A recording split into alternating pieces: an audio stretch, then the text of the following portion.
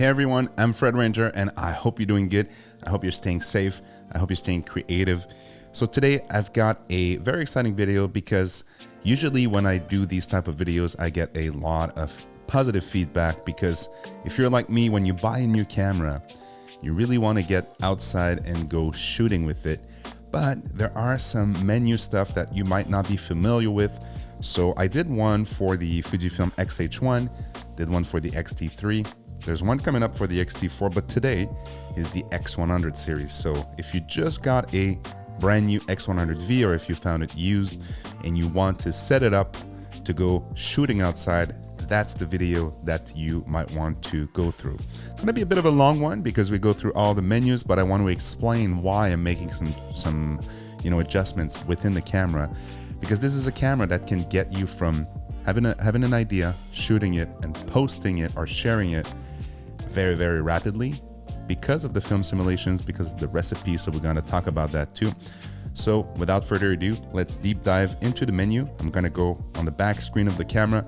I'm going to use this beautiful microphone here so the sound is good while we go through the menus. If you have any questions about any of the settings, and by the way, those are my settings. Those are not the only settings or the ultimate settings. Those are just settings that I really like. But again, I'm going to explain why I am using those settings on these type of cameras. Again, if you have questions, ask them down below. If you like what you're seeing or you would like somebody else to see this video, click that like. It helps the algorithm, and also share this video. And ultimately, if you want to help me create more free content like this one that I'm going to share today, there's a link down below to buy me coffee. I do like coffee a lot and it keeps me awake at night so I can do all those videos. So again, without further ado, let's deep dive into the Fujifilm menus. So there we are with the Fujifilm X100V. So to start things off, I am going to reset the shooting menu so we get a clean slate to go through the different menu settings that I'm adjusting every time I get a new Fujifilm camera. So there we are. Let's go into the menu. For image size, I usually use 3:2. So this is the preferred aspect ratio for those APS-C sensors, but sometimes I'll actually go to 16:9 if I want to do a crop, already cropped in photo for videos, like as an example for a thumbnail for my YouTube videos. So this is one example. For image quality, I am always shooting both JPEGs and RAW, and I'm going to show you a way to reduce the file size of the RAW files without having to compromise on the quality. So again, put it at fine plus RAW, and right under it, you're going to get that settings that I was referring to. And this is lossless compress. So basically what it does, it's actually compressing a little bit the RAW file without losing any quality. And I haven't seen any major differences when it comes to the quality of the files. So I am always using that compressed settings. Film simulation, I'm going to change it in a different way, but for now, I'll leave it at classic chrome because this is my preferred film sim. And in the grain effect, I leave that at off. The chrome effect, leave that at off too. Same for color chrome. White balance, I leave it at auto. Sometimes I'll put it at daylight if that's what's outside, or shades, but that mainly affects the JPEG, not the RAW files. Dynamic range, leave it at 100%. Also, dynamic range priority, I leave that at off. The tone curve, this is a nice addition in the Fujifilm X100V. You can actually, kind of do a little S curve right within the camera. So this is a nice addition, but I mostly leave it at 0. Color, I like my colors to pop a little, and especially with classic chrome and with turn off or video. So I like to do a little +2 here. Sharpness, I don't, usually I'll do -1 or leave it at 0. Noise reduction, this is one thing that I want to remove almost completely. So I put it at -3. I don't like digital noise reduction. The Fujifilm cameras actually produce a really nice grain when it comes to the noise at low light shooting. So basically what I do is put -3. Clarity, I leave at 0. Make sure to know that when you put clarity on, it might take a little bit more time to actually process the image. So this is one limitation of the actual camera. So let's go back, clarity here. So long exposure, noise reduction, I leave that at on. I don't do a lot of long exposures with the camera, but it's okay for those long exposure shots. The color space, I leave at sRGB. This is the space that's mainly used online and all across. Pixel mapping, don't touch that. And that's for the IQ menu. So then if we go into the autofocus setting, the autofocus area, nice little trick, regardless of where you are, if you double click on the little joystick here, you'll go back to the main area. And if you actually move the little wheel in front, you can actually adjust the size of the autofocus point. I like a small focus point, not the smallest, but the one before. So that's the setting I use here for that autofocus. So then if you go into the autofocus mode, I like to do single point and recompose or move the actual point with the joystick. So that's something that I like. I know a lot of people shoot zone focusing, but for me, single point does it best. If you go to the autofocus custom settings, I usually leave it on multi-purpose. Again, this is my street photography camera, so it suits that need. And I like to actually keep the focus area in memory depending on if I'm shooting landscape or portrait. So this is where you can set it so the autofocus point will be remembered depending on if you are in the landscape or portrait orientation. Autofocus point display, I like to put it at on because I like to know where the focus is being done. So that gives you a nice visual indication. The number of points, I like to use all the points available, so I put it at 425. Some people like to leave it at 117 to speed up, the way they get to one portion of the image or the other. I like when there's more to decide from. Pre-autofocus, leave that at off if you want to save battery and also prevent the lens from constantly being focusing without you even pressing the shutter. So don't hesitate to leave that at off. The autofocus illumination, I like to put it at on. The face eye detect, I will assign a button to that, so I'll leave it at off for now. Autofocus, manual focus, I mainly use autofocus on this camera, so I will leave it at off. Manual focus assist, this is where you can set the focus peaking, and I like to go focus peak, and I like to do red right here, red high. So if I do decide to go in manual focus mode, I will have those focus peaking assistant light so I can know what I'm focusing on. The focus check, I leave it at off. Interlock spot and focus area, if you want your focus spot to be basically affecting the exposure, you can leave it at on like me because you want what you're focusing on to be correctly exposed. Then if you go into instant settings, I leave it at single. Depth of field scale, I'll leave it at pixel. Release focus priority, this is where you tell the camera what should be the priority if I am in autofocus single mode. And this is where I like to prioritize focus, because if I know what I'm focusing on, I want to make sure that the camera locks the focus before taking the shot. But if I'm in continuous autofocus mode, I want to prioritize release because I don't want to miss the shot. I'm actually using constant focusing to be able to capture the subject. So these are the two settings, so focus and release.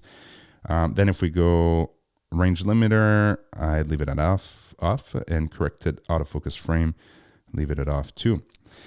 Now into the shooting setting. So you can see that the sports phantom mode is at off. Again, this is mainly used as a slower pace street photography camera or travel camera. Self timer, I'll leave it at off. I'll actually go through where I use the self timer, where I call the self timer. It's not through the menu. Save self timer settings. I like to put that on because if I go on 10 seconds, I'm probably going to take the next shot also at 10 seconds versus 2 seconds, which I think is the default. So I like for the camera to remember that last autofocus, or sorry, self timer settings. So interval timer shooting. So this is where you're gonna set the number of times you want the camera to take a photo and the interval. So I will not put a default in. I'll do it when I use the camera for that. Also, if you go into internal timer shooting, exposure shooting, I have that smoothing, I have that on. The auto exposure bracketing settings, I like to do 1 frame. I like here to change the order of the bracketing setting. I like to do minus first, then the correct exposure, and then the overexposed shot. So this would be the minus, 0, and plus. So that's one change that I make here. And if you go into frames step settings, this tells you how many frames in a multiple exposure or bracketing exposure the camera is going to take. And here I have 3 frames. Actually, I like to do 5 frames, and I like to do a bigger step than 1/3 of a step. I like to do 1 step. So then I can play with the underexposed, correctly exposed, and overexposed shots in Lightroom or Photoshop. Okay, film simulation bracketing. So this is when you want to take 3 shots, and those are JPEGs, at the same time, 1 in standard, 1 in Velvia, and 1 in, what is that here? Astia. But you can change that. So I like to do classic chrome here. Then I always like to have a Provia. So this is the standard profile. And I also like that new classic neg. And this is also only from the X-T4, X-Pro 3, and X100V. So that gives you 3 film simulation in 1 shot when you activate the film simulation bracketing. Focus bracketing, I leave it on manual because you want to make sure you tell the camera what to focus on when you do focusing or bracketing focus. Multiple exposure control, additive. I don't play a lot with that, to be honest. The photometry, it's either for me spot if I really want to make sure that only my subject will be exposed, or multi if I'm trying to measure a whole scene. So it's between the two. The shutter type I leave on mechanical. I don't want the electronic shutter. I leave it on mechanical. The flicker reduction, if I don't have to use it, I'll leave it at off. The ISO auto settings. This is where it gets really interesting and probably one of the coolest feature of this camera. I like to have 3 types of auto ISO. The first one being kind of my daylight or the lowest ISO setting. So I like to do 160 minimum. So this is the default that the camera is going to try to stay at, but then go up to 1600. But I want to keep a shutter speed as high as 250, 1/250 seconds. So that is my kind of my daylight setting. The ISO 2, I bump the ISO a notch. This is my 3200 ISO maximum, and I bring also the shutter speed to 250. This is to avoid any blurriness shot. And the auto ISO 3 is when I'm desperate and I need to get the shot. I know it's going to be grainy, but I don't care about, I just want the shot. I don't care about noise. So I bring the ISO way up to a staggering 6400. No, so this is the, sorry, the minimum. The minimum I always try to keep 160. So this is the floor here. And there it is. So 6400. I'm trying not to go to 12,000 ISO on this camera because it is very, very noisy, although it is a nice grain. My top is pretty much 6400, but I will let the shutter speed go slower than the 250 that I'm used to. I will let it go to 100, or even sometimes 1/60th of a second. And this is a 23mm lens, so equivalent of a 35. So you can get away with those settings most of the time if you keep steady. So those are my auto ISO settings. Then I go into, those are stuff that I don't touch here. The ND filter, I'm gonna assign a button to it, not in a couple seconds. If you go here, the flash, I don't use flash on this camera, so I leave it as is. For the movie settings, I like my cameras to be consistent, although I don't use this camera for video a lot, but I might in some occasion to do a headshot, not a headshot, but an overhead shot in a YouTube video or something like that. It's a nice little camera to do that. So I like to put it at 4K, 16:9. I like to shoot at 24p or 23.98 and 200 megabytes per second for the quality. So I quite like that. Let's go back into the menu for the video. The film simulation, I'm a big fan of Eterna because it is a flat profile and then you can add a bit of punch in post. So Eterna it is. There you go. And then for the white balance, I will start with daylight and then I'll adjust if need be. So right here. Dynamic range at 100, tone curve, color, same thing. I like to give it a bit of a boost because it is a very flat profile and I'm trying to spend as least time as possible in the editing software. I will leave it at +2. Sharpness, I will decrease by -2 because you can always edit in post and I don't like the digital sharpness that those cameras are producing. Noise reduction, -1. And F-Log, I started with F-Log when I got these cameras, but again, Eterna is so good in classic chrome that I try to reduce the time of editing, so not really using F-Log. And autofocus, I leave on multi because I'm showing stuff to the camera and I'm trying to capture more than just one area. And the custom settings are pretty much on the default +2 and AF speed 0. That I find that this works in pretty much all the occasions for me. For the face detect, again, depending if I'm shooting a person or an object, I will play with that. The manual focus assist, same thing. I like to put the red, where's the red? There you go, high. And this would be the focus peaking settings. Then the focus check is at off. The HDMI output display, again, depending on what I do, I'll change that. 4K, full HD output, 4K standby, leave it on 4K. HDMI control on, because if you have an external monitor, you can control the camera with it. The zebra settings, I like to put at on, and I'll put it at right like that.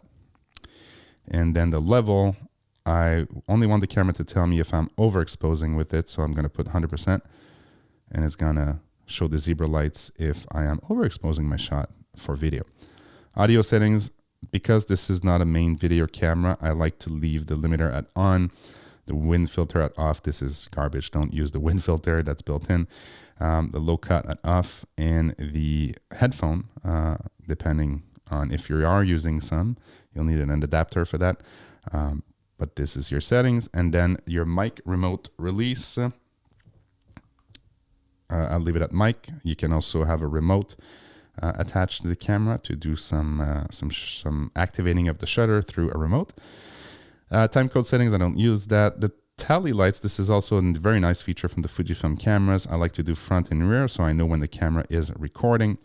And movie silent control is something that I use on this camera, not on the X-T4, but on the X100V, because I like to keep my video settings separate than the actual shooting settings that I have for photos. I like to leave that at on, so then the dials won't be interacting with the video. Video will be activated through the actual touchscreen. Then the user settings, this is where you format your card and do all these great things. So sound setup, don't really play with that, outside of the fact that I like to do the beep to put it at off, because I don't like when it beeps when you focus and so on and so forth. The self timer, this is also where you can put the shutter volume to either off, which actually, yes, let's put it off. And then you have a almost silent operation. The screen setup, don't really mess with that. There's a bunch of things you can do to adjust the, the settings on image display and so on and so forth. I like to do, the grid sometimes to apply the rule of third and so on and so forth, but I'm trying to shoot without as much information as I can on the actual display itself.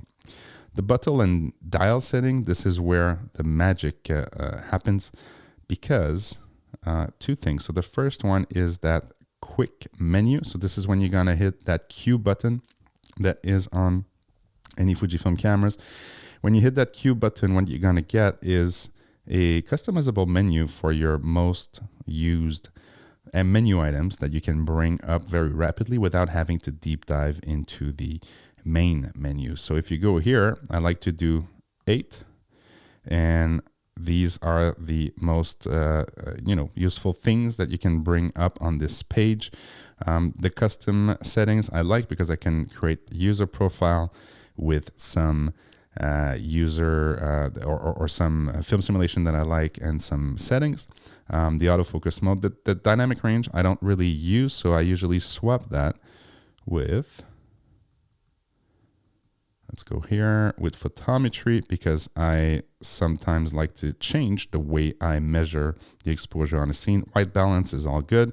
This is where you get your self timer, face eye detect, flash, and EVF and LCD brightness. So this is, I'll play with that. I'll change the menus depending on what I'm using most, but this is a very neat feature from Fujifilm.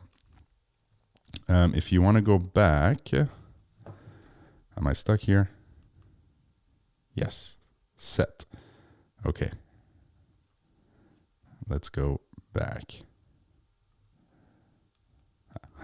Okay, there you go. So the Q menu, you can make it transparent. I kind of like that. So this is when you are in shooting mode and you do this, and then you call up the Q menu, which is on the right hand side here. So when I call up the Q menu, I get the same things that we just discussed, but it is transparent. So I quite like that you can see through the menus and you don't have, a big black thing covering up the whole screen. So let's go back in the menu. And let's go back here. So button and dial settings, if we continue through that, I also like to use the menu here to change what these things does, what these buttons are doing. So the first thing is that the front wheel here is controlling the f-stop, but also if you press again, then it's going to control the exposure compensation. So you can use the exposure compensation dial, but you can also use the front dial to do that if you are in, let's say, aperture priority mode. The back wheel here is the ISO, and so this is a third tab. So this is usually where I go none, because I only want those, f-stop and exposure compensation to be associated with the front dial. And then the back dial will be the ISO dial. It's a very nice feature, again, from Fujifilm to be able to assign some button layout. Another way to assign button layout, and this is probably the last thing in the menu, because if you look, there's not a lot else. I mean, power management is pretty self-explanatory. Maybe this one here, the save settings, this is where you can do some file name editing if you wanted your files to have a name every time you take a photo. But outside of that, it's pretty much that. But I'm going to show you one way to activate the button menu assignment with the actual physical dial. So if I hold, let's say, this dial right here, and I hold it for a couple seconds, then boom, I am on the function 1 settings, and right now it's associated with the ISO settings. But if I go down, and I like to do with this button, I like to do my ND filter. So let's try to find it. There you go. Dynamic range. Where is the ND filter? Oh, there you go. So ND filter, boom. So now every time I press this button here, I can activate my ND filter or deactivate my ND filter. So again, neat little way to assign some button. The other one that I really, really like to assign is that front one. So not everybody know about the fact that this is an assignable button. I think by default, I don't know what it is by default. Let's see. I think it is the face detection, which is what I wanted to assign it to. So I think it was already assigned. I already did it. But when you hold it, the same thing will happen. If you go back here, you're gonna be able to assign it. And what I like to do is face detection. So on my X-T4, my X-T3, my Fujifilm X100V, every time I click on this button or a front button on the X-T4, the X-T3, I will get that face detection on and off. So I don't have to go into the menu to actually change that settings.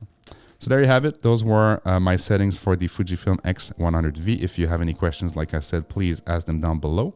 I've been Fred Ranger. Remember to be happy, to enjoy life, and to enjoy your new Fujifilm camera.